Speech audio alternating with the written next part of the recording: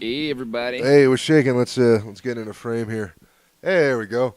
Hey, everybody. Welcome to, as I'm not in frame at all. Yeah, All right. come on over. Come on welcome back to the DisJointed podcast. I'm your host, Dave Germain. This is the podcast about how do you go from a 9-to-5 life to one of creativity, man. And I just realized that the little thing's out of frame there. That's fine. It'll Fuck be it. all right. Dude, this is... They're remodeling the bar. Yeah, they're remodeling the bar. They're making it look a part like my apartment and a bar that does not exist anymore. But yeah, how do you go from a 9-to-5 life to one of creativity? So I myself, I'm a stand-up comic. I'm a podcaster. I do this thing, and I was for about a year ago. No, less than a year ago. I'm trying to figure out how the hell do I grow my audience, and then I walked into a Subway with my neighbor, DM. Do you go by DM or Yeah, Vin? DM's fine. DM's fine. Let's go with DM, and.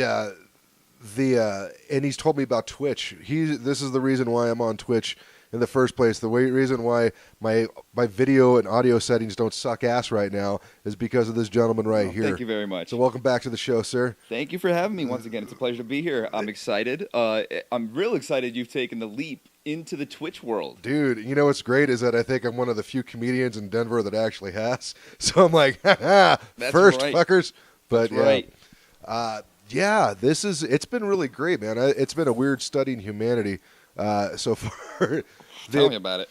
This is a couple things that I've learned, because you told me about the trolls and about all this other stuff, which Have I know. you had your share of trolls yet? Yeah, and thanks to Nightbot, every time I play the vodcast, the playlist, I go back and I look at the chat log and see what the stuff are, and this is what I found out about it. The majority, I get three basic. I could put the trolls that I get into three categories. Okay. One is the guys who are trying to find creative ways to use the N-word, spelling all sorts of, like, with numbers, Russian letters, alphabet, and stuff like that. Have right? you gotten the fake follows yet? Oh, no. We just set up your alert, so you're going to wait till you see this. I got one 2 days ago. My last follow was I hate, and the guy's name was Nick.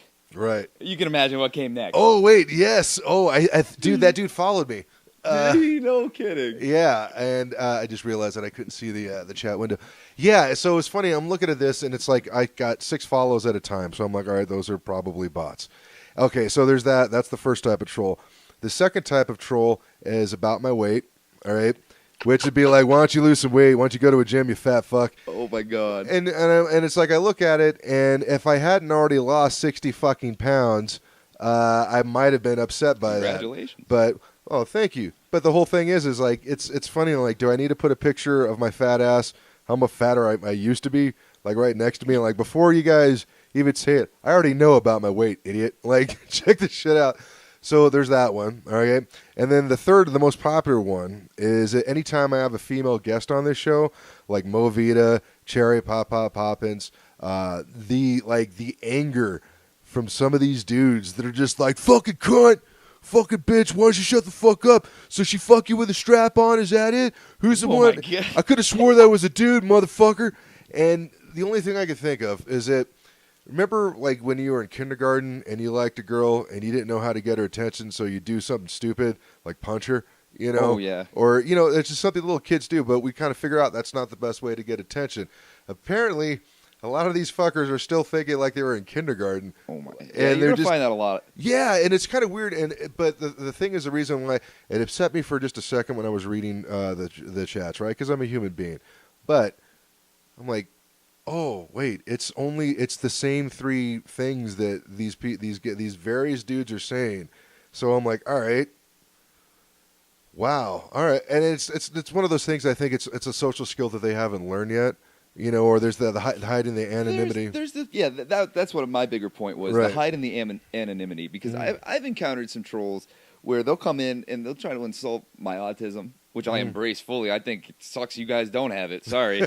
Fucking look at me, I made a shitload of money on the internet. Fuck all you guys. But no, like, to my point, I've had some guys that fit in one of in the second category, actually, and they come in and they insult. But then I go ahead and I tell them, why don't you turn on your Twitch? Why don't you go get on Facecam and say this horse shit? Yeah. But you won't, because you don't. We do live in an age now where your social media will impact the rest of your life. Oh, totally. Like, your employer will see what you're talking about on social media. Dude, I'm going to find out who your mom is. I'm going to tag her in this fucking video clip that I'm putting in there. Like, let's see what happens, man. Let's see if you still have your WoW account by the time all this shit's done. The Funyuns and the basement supplies. It's gone away. You have to go back to eat celery, dick. So, but at the same rate, like, as soon as I called him on that, he changed the subject. Yeah. And I said, exactly, because you don't want people to see how indecent of you don't want to attach your indecency to your human face. The only time I've ever seen anybody actually who said some nasty shit and had a face pick, it's usually a teenager. And because they don't understand the gravity of what they're doing. Yeah, and I think about it, and I'm like, that's unfortunate that they don't have somebody to, because maybe their parents are just as fucked up. That could be it too. Not everybody comes from like the Cleavers and shit, but it's one of those things where like I feel bad. On one hand, I think the young, and I'm not blaming the younger generations because you guys grew up in a different world than I grew up in, even though we inhabit the same planet, the same level of plane of reality. Right. But like I didn't have dating apps when I was in my 20s, right? AOL just barely started. Yo, I'll be real. Like, just being, hey, what's up? Thanks for the host, man. Thank you. Hey, that's my good buddy John. John, the background right now. Do you recognize this bar? You better. That's because that's the Raccoon Lodge. It's no longer there on 84th in Amsterdam. I believe it was either just down the street that he met his wife. He's got like 4 kids with this gal and stuff. We spent a lot of time in this bar. Congratulations, man. Yeah, thank you. But either way, I took pictures from back in New York. Nice. Like when we had no money, we would just hang out on the stoop of the student housing building. It's a nice hotel now. So I'm going to be doing this like a Sunday night series about like the artist way and working on creativity and stuff. Mm-hmm. Not going to necessarily be about comedy, but it's Sunday nights on the stoop. So the background is just because that's what we always did when we were just like actors and stuff like that. We just hung out and just watched people go by. See, that's what a big part of like this growing into the creativity lifestyle is there's 2 different things you got to remember. First off, we're all human. Right. First off, like, I like how you brought that up like earlier when you said, I got offended a little bit, but I'm fucking human. Yeah. So but learning to separate that humanity from your goals. Mm-hmm. Because if you as an artist listen to what society has to say, right, for the most part, the reason you're an artist is you don't agree with it. Right. And you want your voice to be heard and your like opinion to sway the way the world's going. But you know what? If you don't piss a couple people off in that process, you're not accomplishing anything. Let's just be real. If you haven't pissed somebody off, right, you haven't stood up for something. Mm-hmm.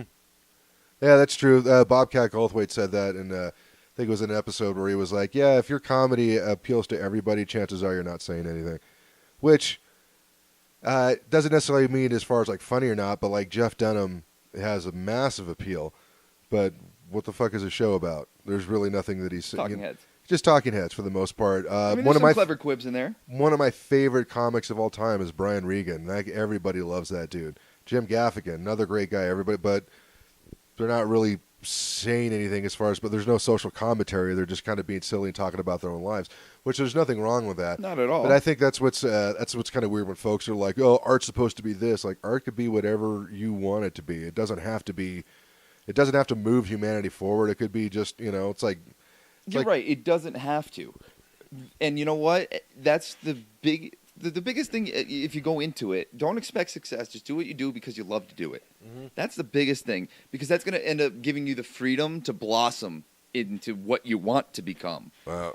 Because if you sit there like the whole time listening to everybody that's giving you horse shit about, for example, I'll use myself. Mm-hmm. If I listen and people said, "Oh, you're never going to make it on Twitch. You're never going to get anywhere. You're just a dumbass wearing a tie on your head." Right.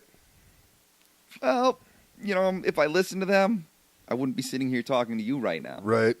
Which I'm glad that you didn't listen to them, because I had no fucking idea about, like, and this is a great thing. This is, like, you helped me out a lot on the settings and stuff as far as, like, audio and all this other thing, which I appreciate that.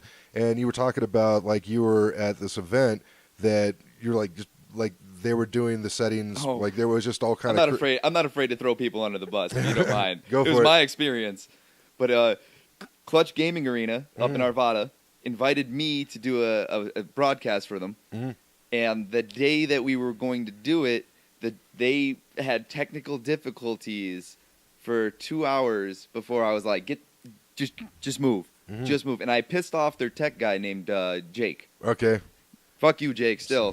Fuck you. You still, maybe you know what you're doing now, but 4 years ago, you certainly fucking didn't. And your ego, unfortunately, was too large. Because, you know what? I'm a firm believer of this, too. Mm-hmm. Don't try to be something you're not. Right. If you hired somebody to come in and fix your roof, mm-hmm. Are you going to try to fix the roof while they're standing there? That's why I hate that term, fake it till you make it. I'm like, No, that's only to convince yourself. Yes. To fill the role. Right. Like, I faked enjoying wearing a tie on my head until it became a part of me. And now right. I can't see myself without a tie. Yeah. Well, that's the fake it till you make it? Yeah, a little bit, but don't fake it if you don't know what you're doing. Right. You got to fake it if you have, if you're still in your own skill set. Mm-hmm. And, you know, like, for example, right now, I'm one of the best players in Fortnite, mm-hmm. but I'm undiscovered. Right. Because all these other huge streamers, I can go on about how the system's rigged. Right. But I believe I had to build myself up to believe in myself to get even on that level. And that's true. This is one of the things I'm kind of discovering because I'm getting to the point as far as in my comedy career that I know I've got a decent 10 minutes. I could work on getting to a 20, which I'm planning on doing. Like last night, the show that I was on, I did okay, but what I realized, I'm like, okay, I thought the bar was here. I thought I was a little below it. And then I saw the guys who were performing last night.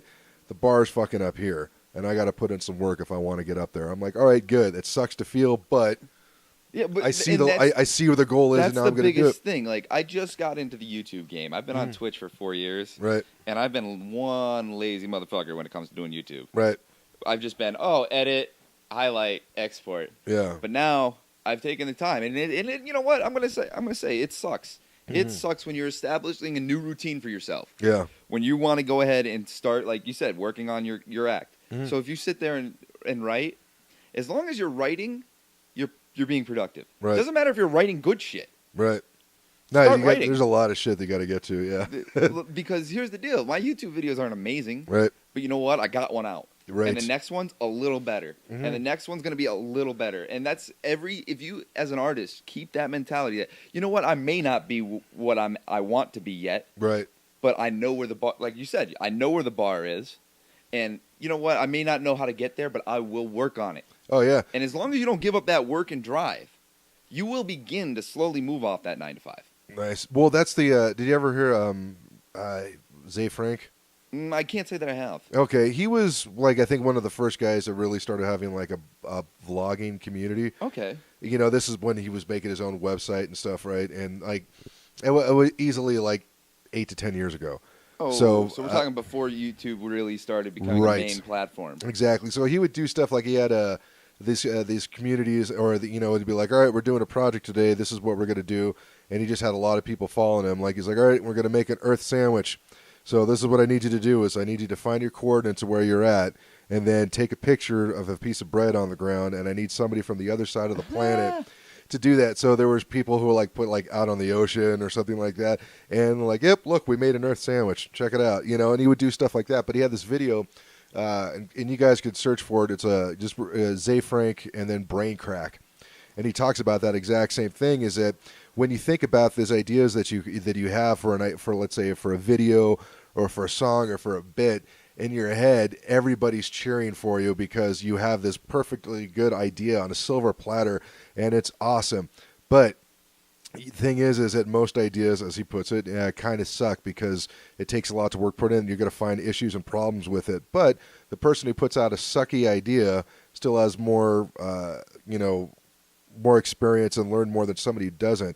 And so if you don't actually work on getting these shitty ideas into reality, into existence, your brain gets addicted to just making ideas. Yes. And so like it's addicted to brain crack. That's what he calls it. All right. I've never heard it put that way. That's a really, really good way to do it. When I think about it. One thing that was a lot, because we're